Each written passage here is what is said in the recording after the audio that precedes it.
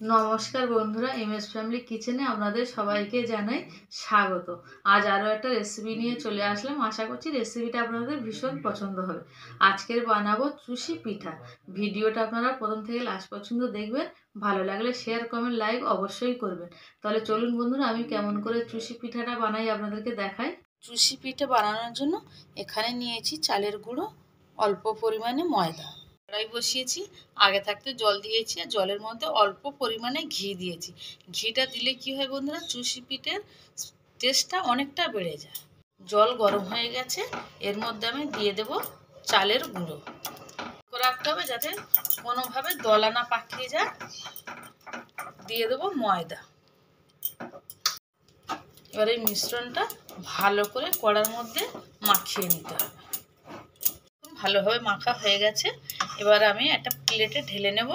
সব প্লেটের মধ্যে ঢেলে নিয়েছি। এই গরম অবস্থায় আমি ভালো করে এটা মেখে নেব। খুব সুন্দরভাবে মেখে নিয়েছি।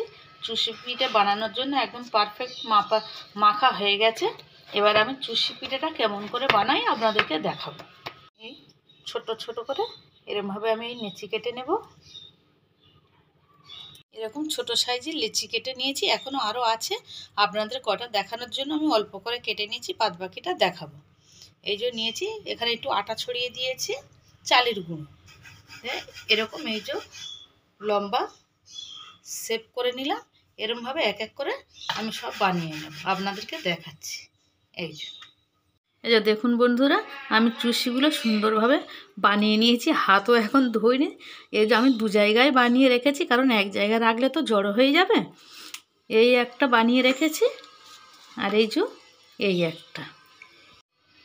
দেখুন তো বন্ধুরা, এই চুষিগুলো আপনাদের পছন্দ হয় কি না। আর দুধ ফুটিয়ে ফুটিয়ে একদম ঘন করে নিয়েছি। দুধের একটা কালারও চলে এসছে। দেখুন, এখানে আমি এবার দিয়ে দেব চিনি। আমি পিঠাটা একটু বাদে দেব, আগে স্বাদ মতন চিনিটা দিয়ে দেব। চিনিটা দিয়ে দিলাম বন্ধুরা। আর যে চিনিটা গলে গেলে দুধটা একটু পাতলা মতন ভাব হবে, তাতে কোনো অসুবিধা নেই, কারণ আমি চুষি পিঠেটা তো দিয়ে ফোটাবো। এবার আমি এর মধ্যে অল্প অল্প করে চুষি পিঠেগুলো ছেড়ে দেব, যাতে দলা না পাকিয়ে যায়। বন্ধুরা, আমি চুষি পিঠেগুলো অল্প অল্প করে দিচ্ছি, আর এরকম করে আমি একটু নেড়ে চেড়ে নিচ্ছি, যাতে একদম দলা পাকিয়ে না যায়। আর আমি এখানে বন্ধুরা 1.5 লিটার দুধ ব্যবহার করেছি।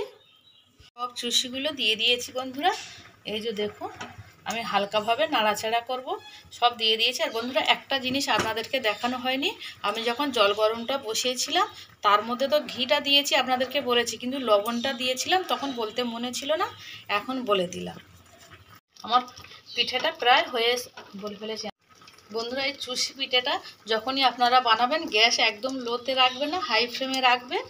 আর আমার পিঠে প্রায় হয়ে এসছে। আর 2 মিনিট মতন ফুটিয়ে নেব, নিয়ে আমি নামিয়ে নেব। হয়ে গেছে বন্ধুরা চুষি পিঠে, আপনাদেরকে আমি তুলে দেখাচ্ছি। এই যে দেখুন বন্ধুরা। আর বন্ধুরা, আজকের এই চুষি পিঠে রেসিপিটা আপনাদের কেমন লাগলো আমাকে কমেন্ট করে জানাবেন, আর আমার চ্যানেলটাকে সাবস্ক্রাইব করবেন। দেখুন তো বন্ধুরা, চুষি পিঠেটা আপনাদের পছন্দ হয় কি না।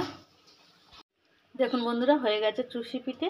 আর ভিডিওটা প্রথম থেকে লাস্ট পর্যন্ত দেখার জন্য আপনাদের অসংখ্য ধন্যবাদ।